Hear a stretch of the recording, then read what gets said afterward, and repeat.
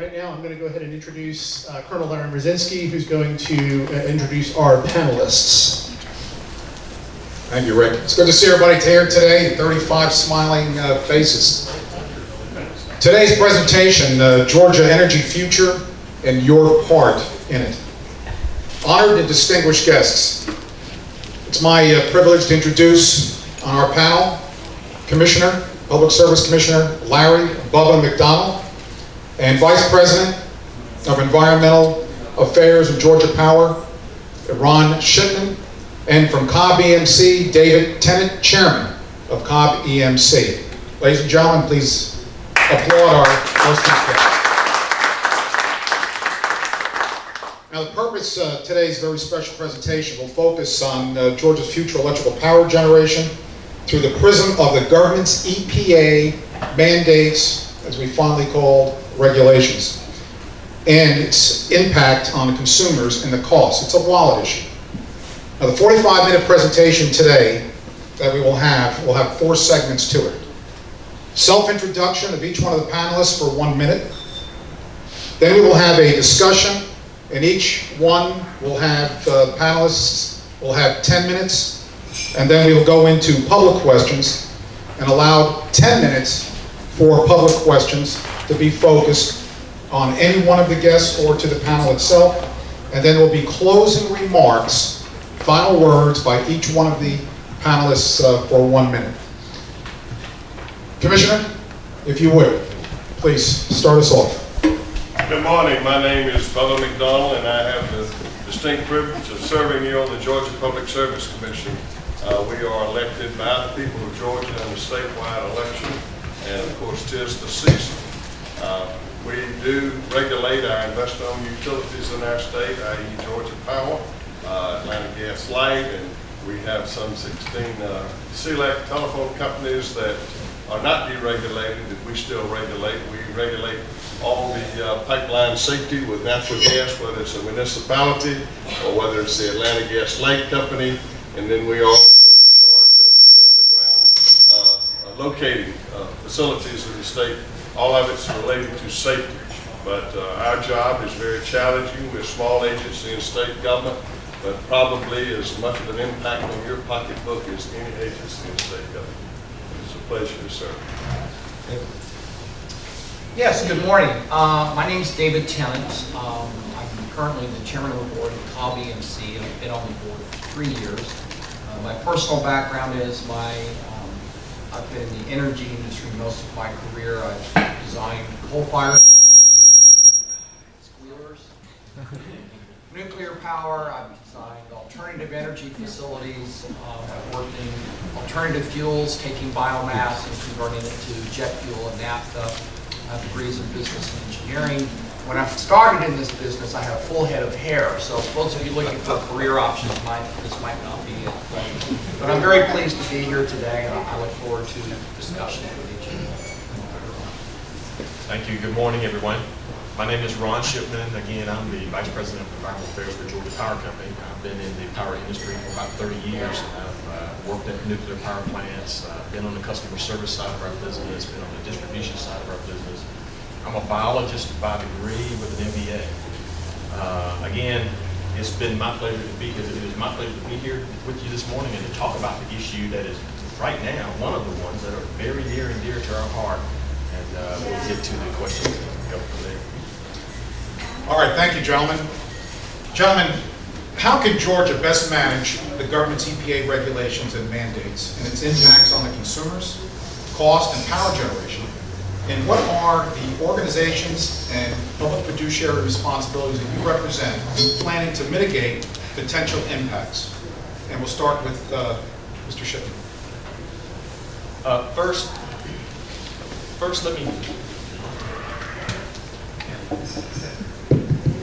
First, let me talk about the rule itself, so you'll give a good understanding of what it actually says.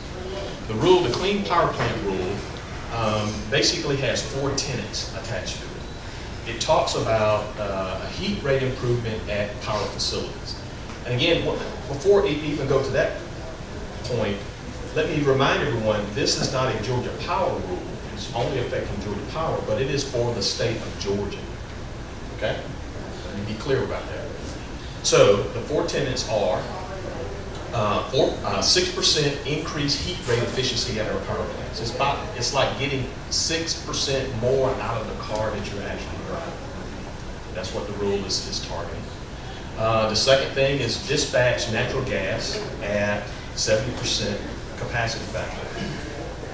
And I'll talk a little bit about why all 4 of these are problematic. The third thing is about increasing renewables by about 10% in the state of Georgia, above and beyond what we've already done. And the fourth thing talks about energy efficiency, increasing energy efficiency in the state of Georgia above and beyond what we've already done, up to 9.8% or about 10% between now and 2030. Numerically, the last one is really talking about increasing energy efficiency about 1.5% a year. And the interesting thing in the rule is that there is no end point to that. It's just increasing energy efficiency year after year after year for 1.5% on infinitum. Because again, there's no point. Now, very quickly, I'll go back through all 4 of those and give you why they are problematic. One, we believe that the rule itself, EPA's rule itself under 111D as a delta, they don't have the authority to do what they're doing. In the Clean Air Act, there's sections where they can regulate existing power plants, and they've already done that under 112. You've heard about the mercury air toxic standards, and that is one of the things that the power plants have, which Georgia Power has done, and which is causing or will result in the closure of 16 units throughout the state. Well, that was brought about by the mercury air toxic standard under 112. 111D does not give EPA the authority to do what they're doing in relation to this particular rule. And you will probably see that in the comment period. In the comments, I think on your table, it talks about how you can file comments. The comments end in October. You will probably see a number of folks, including Southern Company and the Utility Regulatory Group, Air Regulatory Group, make comments in association with that. So, again, I mentioned the 6% heat rate improvement in your power plant is like taking the car that you currently have. This is what we're looking at.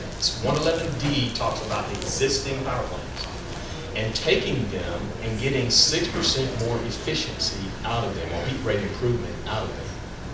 Think about this from a business perspective.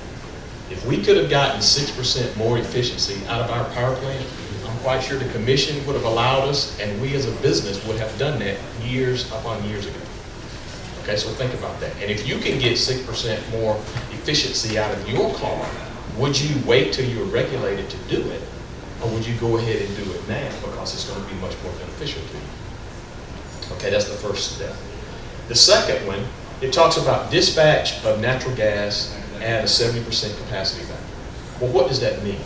Well, in our world, what it actually means is we talk about having all of the arrows in the quiver, having fuel diversity so that when one price of fuel goes up, you can augment generation with another fuel that is lower in price. Gas right now is cheaper. But at one point in time, coal was cheaper. And here in the state of Georgia, we have been below the national average as it relates to rates in the country. It's because we were able to diversify our fuel mix. If you go ahead and mandate, and this is what this rule is actually doing, mandating a 70% capacity factor for natural gas, you're taking that coal opportunity out of the mix. You're eliminating one of the arrows that you will need in your quiver to diversify as much as you possibly can. And again, in Georgia, it's clean coal, natural gas, nuclear, renewables, and energy efficiency.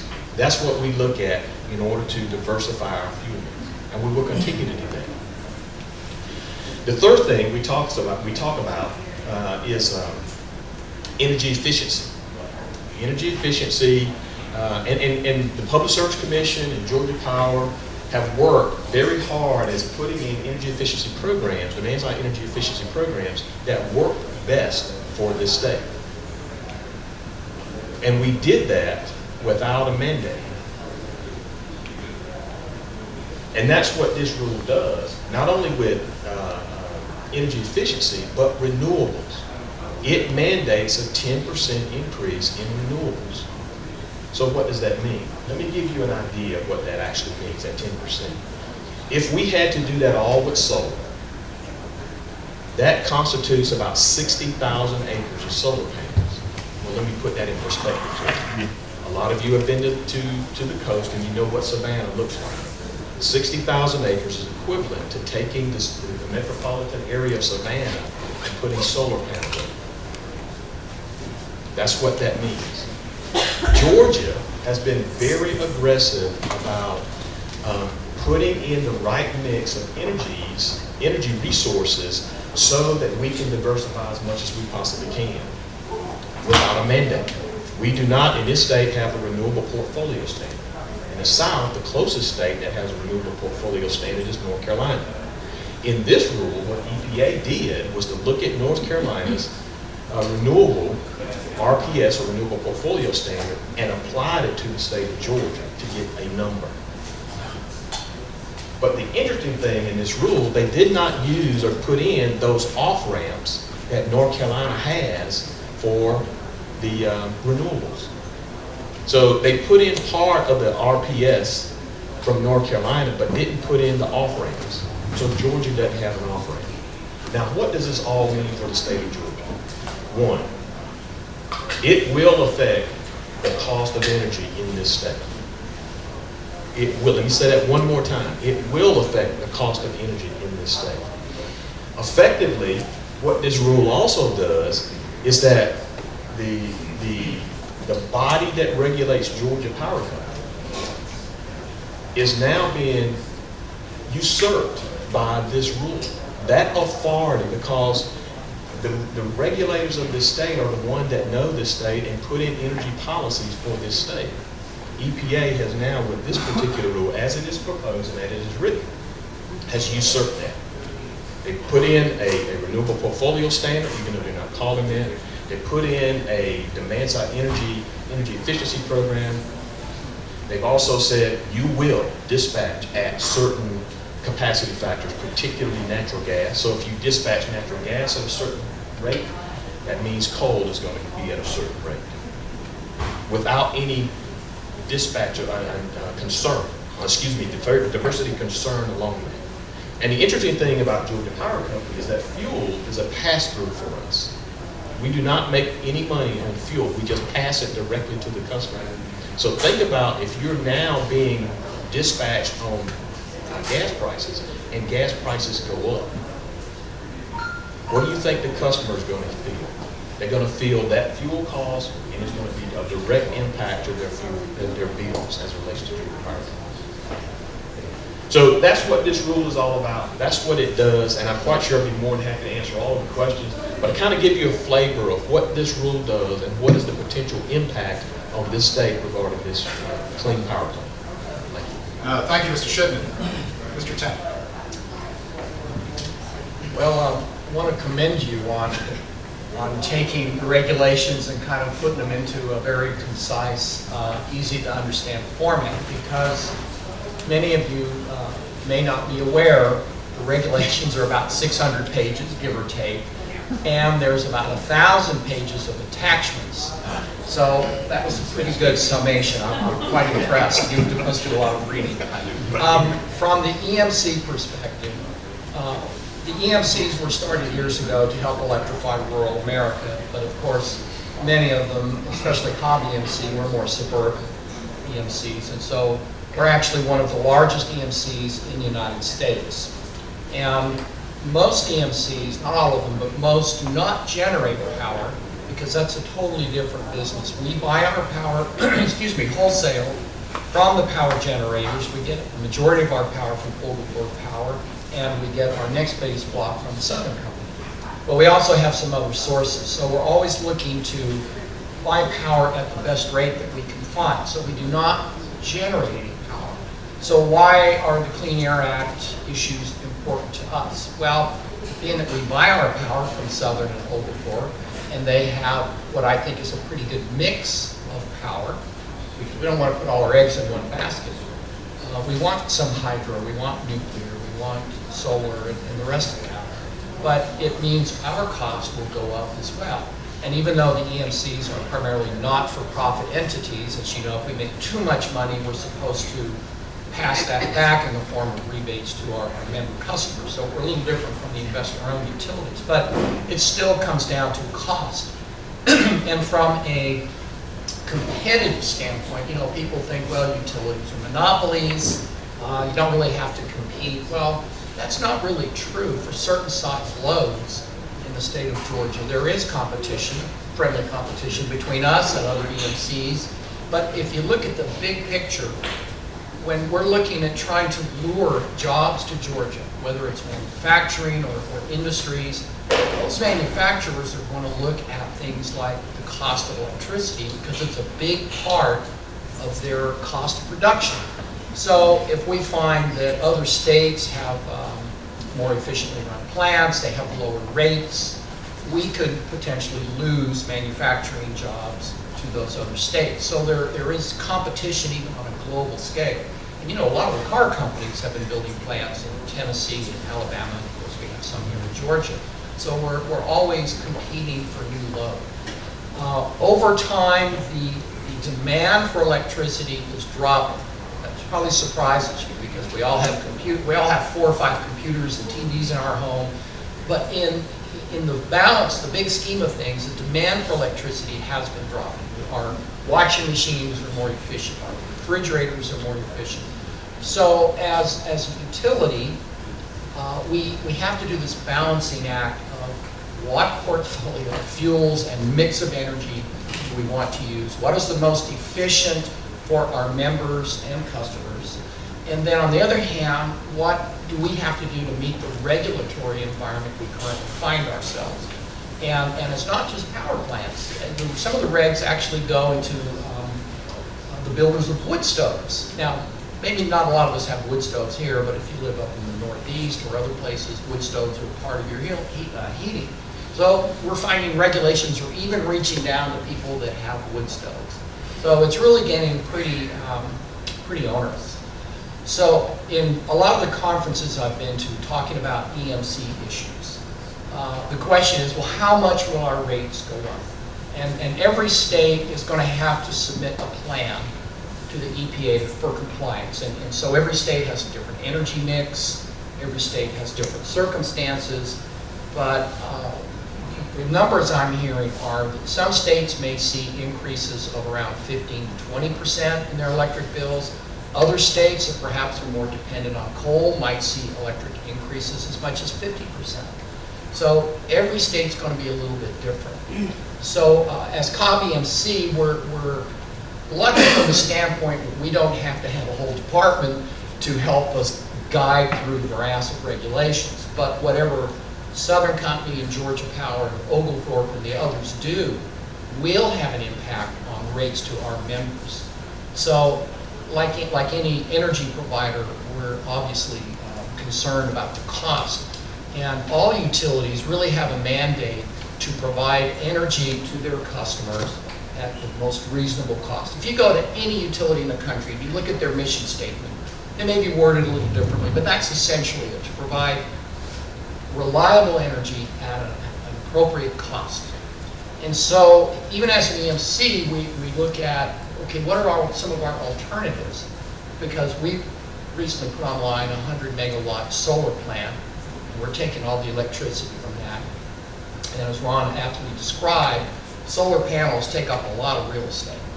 As far as wind power, the only wind that I'm aware of, I've seen a lot of studies, we have some wind off the coast of Georgia. But how far out would we have to go, and how far would we have to run transmission lines to tap into the existing grid? You see these wind farms out in the Midwest, and they've had to go miles and miles to tap into the existing electric grid. Now, just running across normal flat land, transmission costs for about $1 million a mile. So if we got to start thinking about going through the swamp and under the sea and all that, those costs go up. And let me just mention that COB EMC does have a kind of a solar incentive program for our customers. If you want to put in solar panels, we do have some incentives. But but we're not going to pay you more for your energy you sell back to us more than we can buy it cheaper from our other sources. That would mean the rest of the members are subsidizing those few. Okay, is everybody with me on this so far? And we're not opposed to solar, wind, or any of that. But one thing you have to remember, if you put solar power on your house, the availability of solar power is about 25%. You're not going to get much solar power tonight. And that means if you still want power, you've got to have backup from your utility, whether it's Georgia Power or COB EMC or whoever. So the utilities still have to have the transmission lines, the substations, the power generation facilities, the transformers. All that stuff has to be in place, even if we're giving you power 50% of the time. And this is one of the debates that a lot of the utilities are having.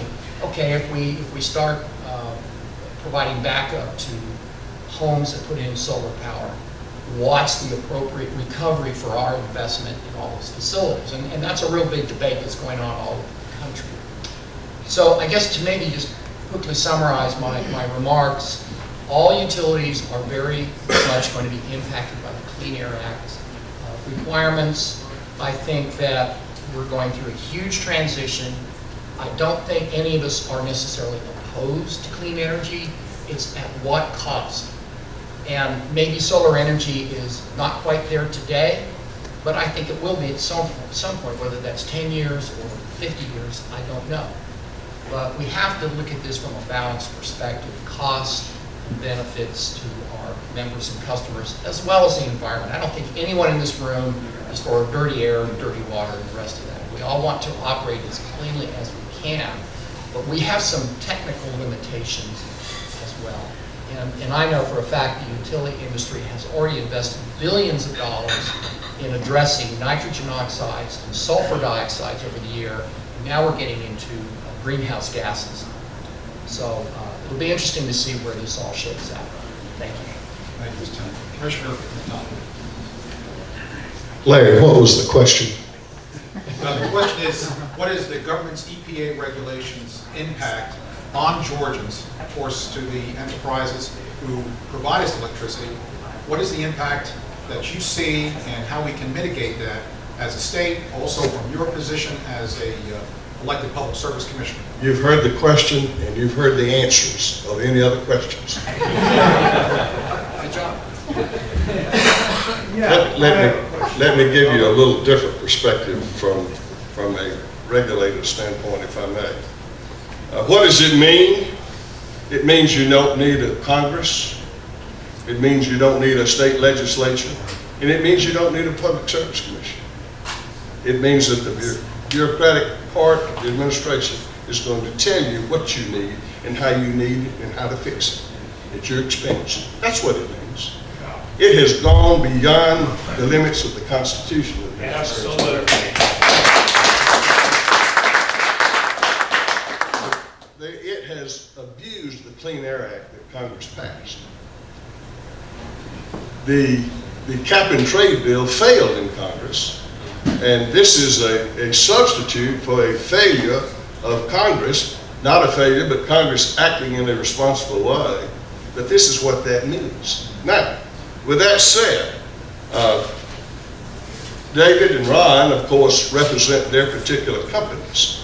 My role is to represent you, as well as my fiduciary responsibility to the Georgia Power Company by law, which I am comfortable to say that as I travel the nation and as I sit before boards on Wall Street that are questioning my philosophy of generation or my philosophy of regulation, without question, Georgia Power is recognized as one of the strongest and the best run utilities in this nation, without question. We have a AAA bond rating, that's savings to the consumer. So, but they too are not without review. Ron spoke about arrows in the quiver. 18 months ago, the chairman of Southern Company, Mr. Fanning, a very brilliant guy, in a Wall Street Journal report said, solar is not an error in our equipment. By law, the Georgia Power Company has to submit an integrated resource plan every 3 years to the Georgia Public Service Commission. It sets the tone of what the generation mix is going to be for the next 20 years. This was in 2013. There was not 1 kilowatt of solar power in their next 20-year generation mix. Not one watt, but especially a kilowatt. When they left that, when it left the commission, there was 525 megawatts of new solar, moving 210 megawatts from renewable on the biomass side, unused, into the solar program, picking up another 50 megawatts that was in the so-called large-scale solar program in Georgia 3 years ago, which is a solar array that's 45 miles east of Atlanta, Georgia in Social Circle, 220 acres of land, 130,000 solar panels on an area over there that's had a PPA contract for June of 15. It's been producing power onto the grid for Georgia Power Company since the middle of March of this year. The largest single solar array east of the Mississippi River. Now, when you go back to what EPA is trying to do, this one shoe will not fit all. Georgia is a state of its own. We are geographically located, not by our choice, but we're here. We're the largest geographical state east of the Mississippi River. We have a lot of land mass. We are recognized by a study from the University of Arizona that we are the 5th recipient in the nation in electrons from the sun, just because this is where we are. We also are in a position to whereby that we have this land that's available, and it's affordable. It's affordable to make from an investment standpoint, from a developer side of it, it's affordable to put an industry down there, i.e. the solar industry. I was in Davisboro when COB EMC opened up their I believe it was 7 megawatt David down there. And the EMCs are coming along now with Georgia Power's program. Today, as we move into the next couple of years, we'll have 900 megawatts of solar power, as it's already planned right now for Georgia on the Georgia Power grid.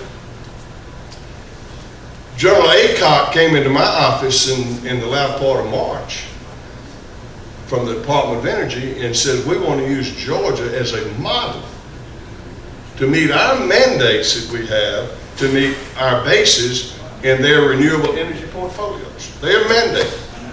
What they want to do is they want to build a 30 megawatt system at Fort Stewart, a 30 megawatt system at Fort Thornton, and a 30 megawatt Stewart at Fort Benning. Not only to meet that mandate, but also, if you think beyond that, it's cybersecurity. Your bases are places where when there's a problem, that's where it's all going to come together and move from. The grid is subject to destruction, even with all the programs that we have to make sure that it's as safe as it is. But that's one thing. Now, since that's happened and they're working in tandem with Georgia Power Company, Georgia Power is going to build those things. The Army is going to lease these properties for nothing to the power company for a 35-year period of time. But it's also going to help when the BRAC Commission comes around checking off the blocks to see if we need to keep this in our state or keep these bases. Now the Navy has come forth and Kings Bay wanting to do the same thing down there. And we've been working with the Middle Georgia Development Authority for Robin Space on saying. So what it means now, we go back to the generation mix. Ron was right when they talk about what coal costs, what gas costs. They are commodities, just like sugar, just like lumber. They're commodities. We've seen 9 years ago, the price of natural gas was anywhere between $10 and $12 a decatherm. Today we enjoy it at about $4 to $5 a decatherm because of horizontal drilling. That has made it very much available to us. That is put into the mix. The power company cannot make money or make a profit on the fuel cost they are reimbursed if they have been prudent with their purchases. That doesn't mean that they can just go out and make a contract for 5 years with a coal company and this price. They've got to be prudent in that, and they've done that, and they get to recover that. So you're dealing with the mandates that this rule is going to set forth as to what we got to do. Now, we've converted, when I say Georgia Power, and Georgia Power's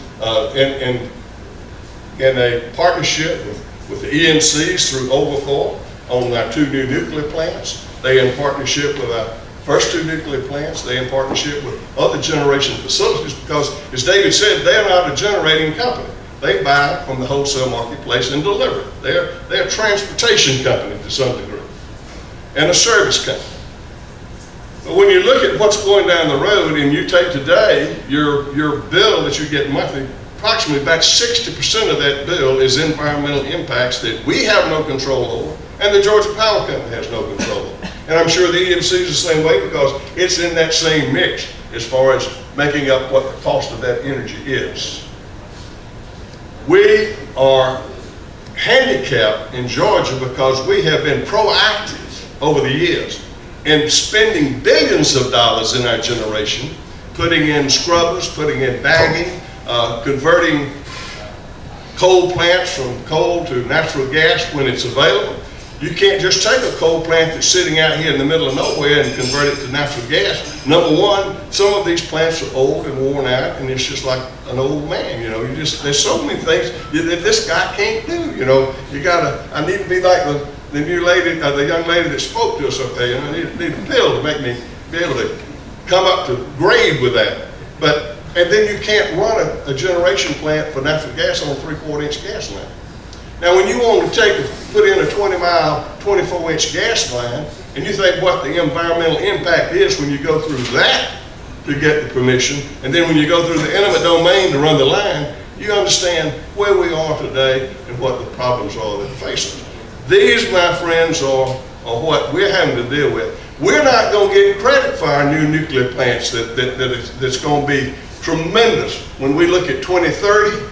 And we're expecting to have 4 million more new people in Georgia by 2030. They're going to leave California and they're going to leave New York because they want to come to Georgia.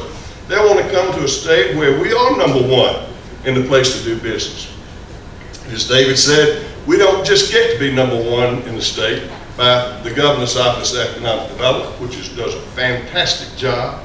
We don't get there because of these things. We get there because, number one of the first 2 questions that an industry that's going to expand in our state or come into our state, they're going to say, what is my energy cost and how reliable is it? And we are prepared to make those things, and that's what your Public Service Commission's responsibilities are, and that's how we see that how can we be effective in the EPA regulation, and we can't. We are handcuffed.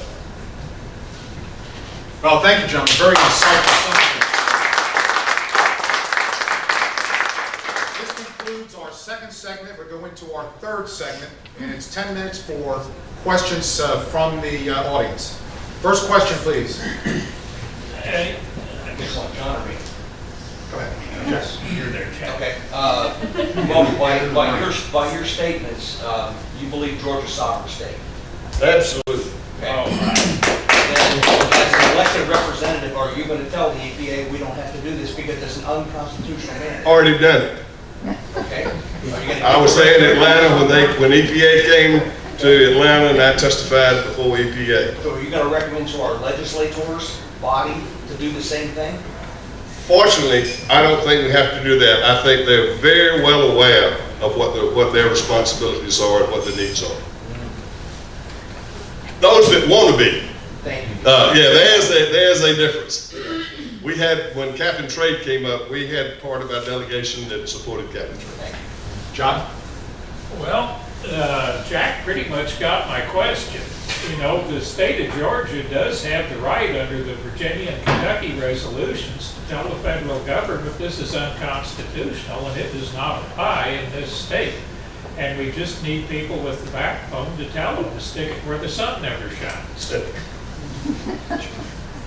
Let me share with you just a little bit around that. And one of the things I think the commissioner mentioned is that the state has to put together a state implementation plan and provide that to EPA as to how the state will meet these requirements.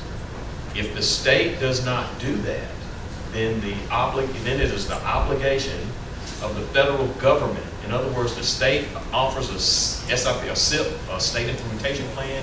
If that plan is not amenable or the EPA does not agree with it, then the EPA can in turn then issue a federal implementation plan. But here's some interesting phenomena around that. You ever ask EPA today, well, what does that look like? What does an approved state plan look like? They haven't been able to provide that information. The other thing was... You will know what it is after you vote on it. The other thing is around a federal implementation plan, the question has been, well, what does that look like?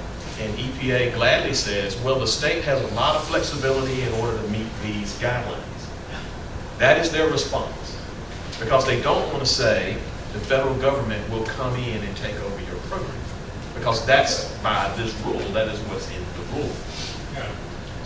So yes, and I agree, and there have been a couple of states who have already on record said, we are really considering saying, okay, EPA, this is what you say we can do or we have to do, then you're going to have to do it because we're not. And there's some other states out west that are looking at that idea. But again, also remember what that brings. Right, tell them what TVA has to do under this. TVA.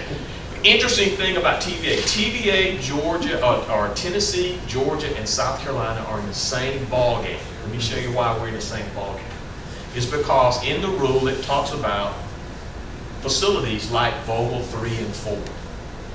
The new nuclear units, and in the rule it talks about nuclear under construction. Well, TVA has a facility that is under construction. Obviously, South Carolina has facilities that are under construction, Georgia as well. In the rule, and the commissioner mentioned it, we do not get credit for those units being in existence. Matter of fact, they're looked at as already being operated and run. So let me give you a perspective. Georgia's emission rate right now is 1598 pounds per megawatt hour. That is where we would stand if you look at an emission rate. EPA wants us to get to 834. Okay, 1598 to 834. Georgia is the 6th most impacted state in the nation as relates to that decrease from emissions. From 2005 to 2012, Georgia reduced CO2 emissions by 30%. Because of the work of the power company, because of the work of the commission, because of the work of the General Assembly, that's what happened. When we talked about getting solar, getting nuclear, remember a nuclear plant, you just don't decide today that you're going to build a nuclear plant tomorrow. That is a 10-year process. And we have to get approval from the Public Service Commission. It has to be prudent, and we have to go through that discussion to say this is what we're going to do. So, because by Georgia being proactive, from 2005 to 2012, we reduced our emissions, CO2 emissions, by 30%. From the baseline from 2012 to 2030, EPA wants Georgia to reduce their baseline another 44%. And you, the ratepayers, have paid for this. Billions of dollars investment. It's not done from the Georgia Power Company.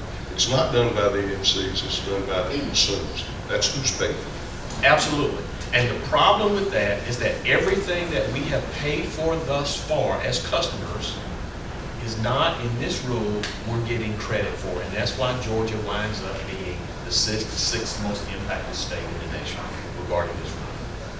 And if I could just piggyback onto that, if you look at the energy mix, I can remember several years ago that Georgia's energy from coal was about 65%, and that's now been brought down over the years to about 40%, give or take. And we're not really going to get any credit for that, even though Georgia collectively has taken the initiative to do the right thing.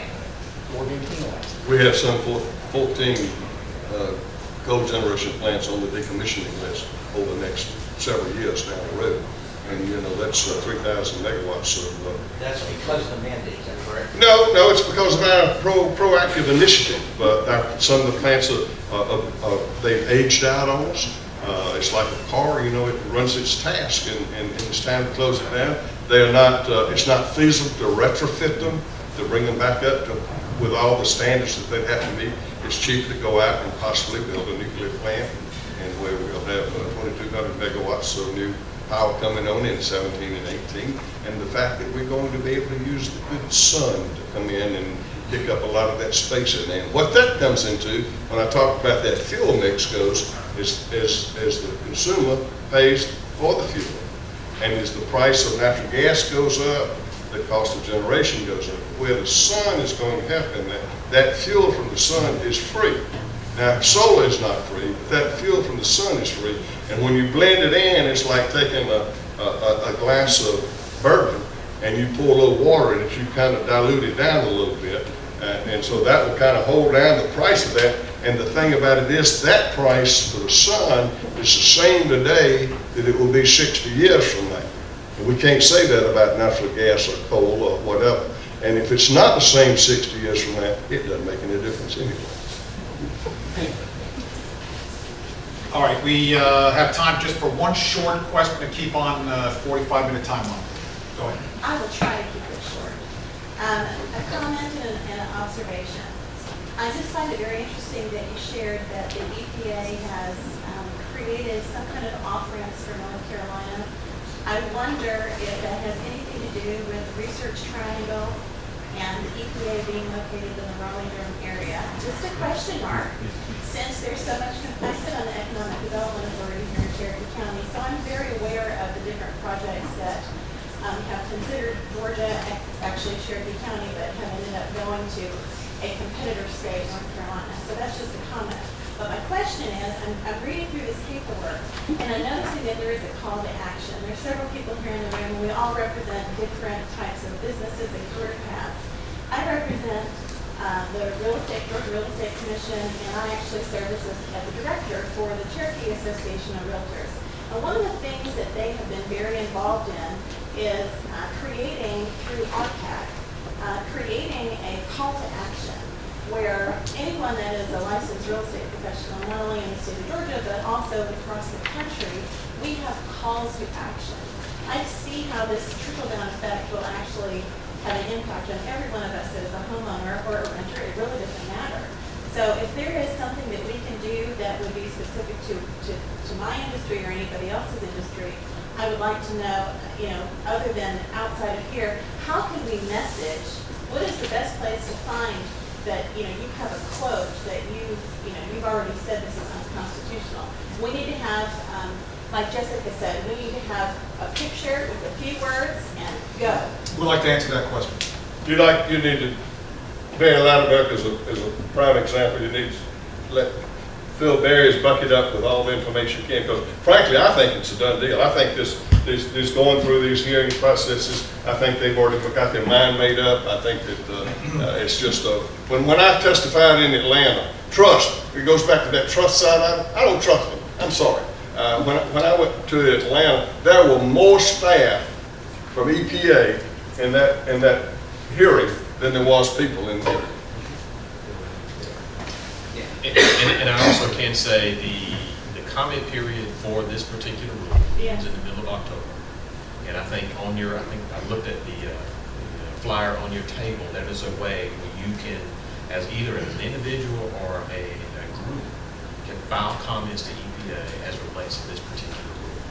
Well, the National Association of Realtors is very well organized, and they actually have a table, have a seat at the table at the White House, and so they're very involved in the things that relate to housing. The White House doesn't listen to the Constitution. Then why are they going to listen to the realtors? David, you have one final comment and then close that portion of the segment. Just kind of an interesting note, because sometimes we do focus groups with our members to find out what's on their mind, what do they like about their EMC, what don't they like. And one of the questions we asked the last time we had focus groups, we said, how many of you are in favor of green, clean energy? And almost everyone raised their hand. And the follow-up question was, are you willing to pay 5 or 10% more on your electric bill for that particular energy? And one hand went up. So I think part of the message is we really have, we can't blind people with 500 or 600 pages of facts and graphs and charts. People are just going to zone out. I think the thing is that there is a cost associated with these regulations, and I think that's what we have to hit home. We're looking at really large cost increases in our energy. I'll leave it at that. Thank you, David. Ladies and gentlemen, this concludes our third segment, and we're going to move into our fourth and final. Before doing it, the Vice President of Georgia Power, to piggyback on his comment, is before you on your table, there's a timeline to submit to the EPA your consumer input. And on that input there, it suggests, I suggest, and others suggest, and I'm sure we all suggest, that you don't just state that you are in favor or against any particular part of this EPA regulation, but provide some rationale when you respond to the EPA. They are more apt to take it seriously. All right, in a last and final of 4 segments, each one of the panelists will have 1 minute to make a summation and final word. Mr. Shipman.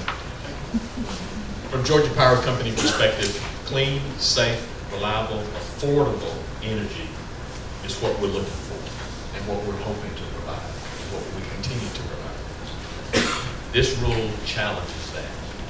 It challenges that from a diversity mix. It challenges that because it is EPA's overreach.